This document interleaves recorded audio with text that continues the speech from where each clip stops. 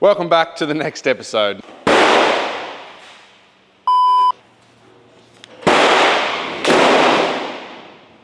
Yeah.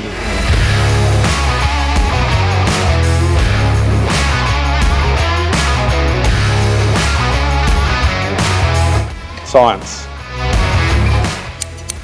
I think I hate it when there's turkeys in the lab.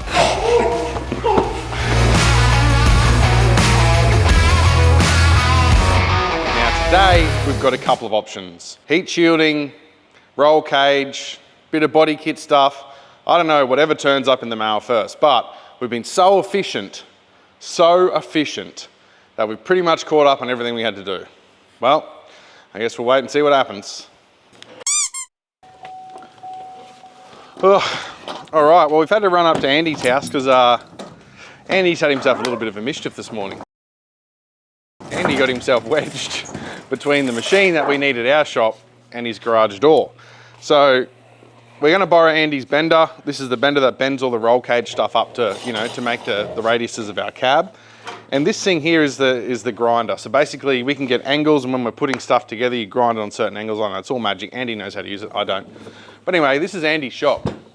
So as you can see, Andy's got some really, really cool stuff here. So Andy's all right, he's still alive. Pinned, but I'm good. Ready for another day, battle. His son come out and saved the day before we got here. So have to get him out of bed. Oh, here, Andy, we may as well look at some of the stuff you got in the build. Yeah, just a bit of everything. Bit of a jack of all trades, master of none.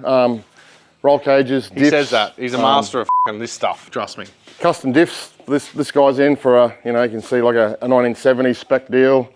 We'll upgrade him to a stronger deal, a bit more reliable and aesthetically better looking. So what's this over here, mate? This is your own car. Yeah, this has been in the build for, I don't know, 10 years, I suppose. One of the things on the back burner, but it'll be like a street car, race car.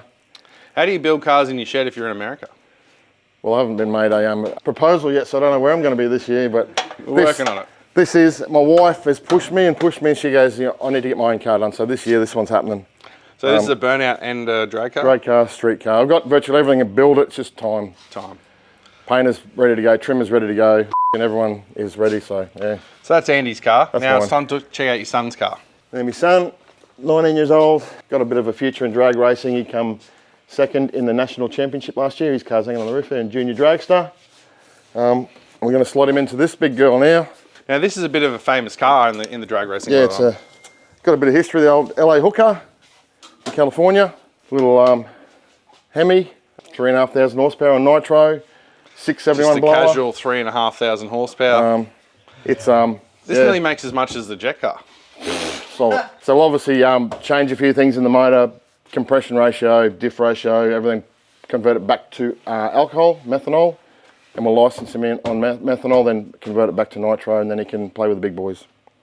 That's another job this year. At 19 years old, this isn't really something you just want to hop in as a nitro car. No. It was a bit sketchy. Oh, you probably could, but because a 205 litre drum of nitro is $3,900. And you'll tear out one of those drums per meeting. As well as the oil, plugs, fuel, maintenance, clutches. Everything. Yeah, everything. So anyway, we're going to load up. People like this can afford it. No, you can't. I'm building a rocket car, mate. My budget's gone. After struggling to get all this stuff in the back, it's actually extremely heavy, so I'm glad we came to help Andy, because there's no way in the world Andy was getting that in without us. So we got everything in, and yeah, it was extremely heavy. And my back sore, Andy's back sores, and John's hands are sore from operating the camera. But as any great Australians ever said, she ain't going anywhere, mate. Okay guys, seeing as though we're in such a big rush with this car and our fearless leader has gone off for a cafe latte with his friends, this is what we're going to do. We're going to get some work done. Just setting the seat and everything back up. We're going to put a basic chromoly cage in it, work out some structural dimensions that can keep this part safe if it tips over. Yeah, we'll do some measuring and bending and notching and get on the TIG and fizz it in, and hopefully by that time he can come back and do a little bit of welding to show you how good he is. Cheers. Time's close, I whittled them down, stick it to him by sticking around the gang online. Just going to say, while the boss is away, we can shit can him as heaps as much as we possibly can. Close, difficult cutting a bit of pipe because he bought me one cutting disc and one sanding disc. So we got to make them last, all right, through the whole series. Bi-weekly, the time you keep taking it further. You aren't finished, and I gotta listen. Any son of believing and see that I'm actually breathing and doing it real time. Though the pulling idea out there and there, act on it and profit in real life. As you can see, things are getting pretty serious around here. So I thought I'd go out and buy myself a lab coat because nothing screams professionalism like a lab coat. This morning we did a bit of physics. I don't know if that's the correct word for what we did this morning, but we did something. For me to work out the right angle of the hammer to hit the board, I used all these equations. They probably don't look like the equations I use, but it's writing on the paper no matter. Anyway, we're putting a roll cage in a car, and roll cages are all about angles. They're about welding, stuff that, you know, normal people just don't want to do. So, once again, we've got Andy. I'm pretty much doing nothing to this. I'm just walking around getting in Andy's way, putting ropes where Andy's working, pretending to write stuff. I've actually written over Andy's stuff.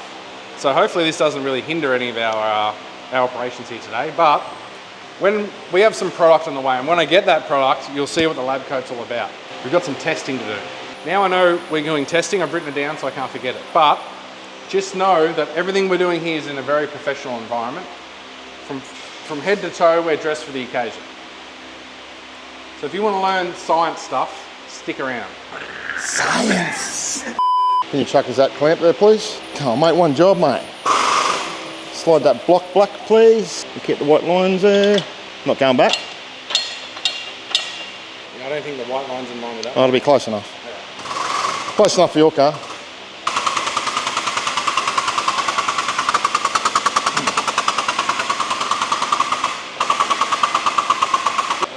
Not my first rodeo, motherfucker. Now, if the second bends out of whack, it's because of him.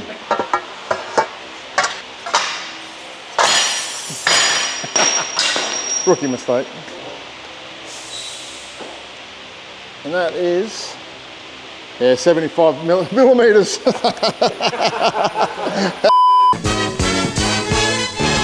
Welcome to Kyle's testing.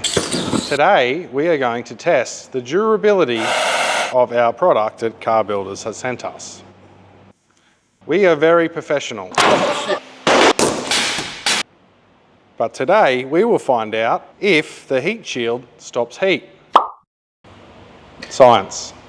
So what we're going to use, we've got a sheet of 1.5 mil. Have the flame on here, and we'll pull the flame away, and we're going to put a bit of water on there and listen to it sizzle. If it sizzles, it failed. Go. Oh no, just don't.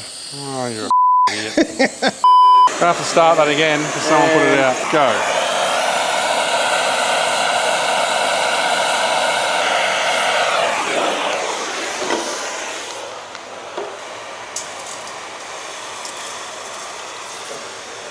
Failed.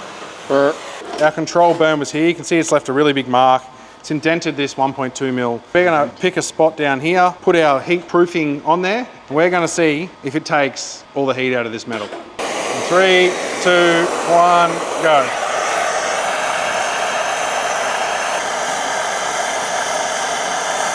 You can see it getting hot, but that's just the original burn up and it goes out. 20.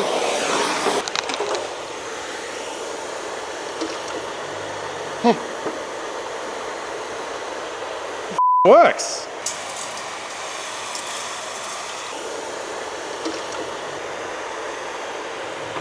Science. So basically I want to get the scissors out first. Cut mullet like it's nothing. I think I hate it when there's turkeys in the lab. So we got this liner here. So basically I've waxed and greased the bottom because this is self-adhesive. So I don't want to have this stuff over the bolt holes, so I want to have it just before. So I've spaced it out. Luckily it fits sort of perfectly just before the bolt holes on each side. So all I'm going to do is basically trim a line, and this is going to tell me where I need to cut, and it should be the perfect size for the panel. Take our trusty scissors here, get rid of that for now. Oh, it's heavy. I'm just keeping about 2 mil on the inside of these lines, because that gives, if we've got any tight joins, that gives us the perfect amount of distance. So as you see, I've got these, that bit of a jigsaw shape going on there. But as I said earlier, nothing really seems to worry these scissors. They're legit.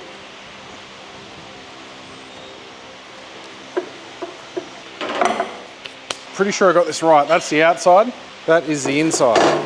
Making sure I've got no oil on my hands. That there is nice and clean. Can cut this out the wrong way.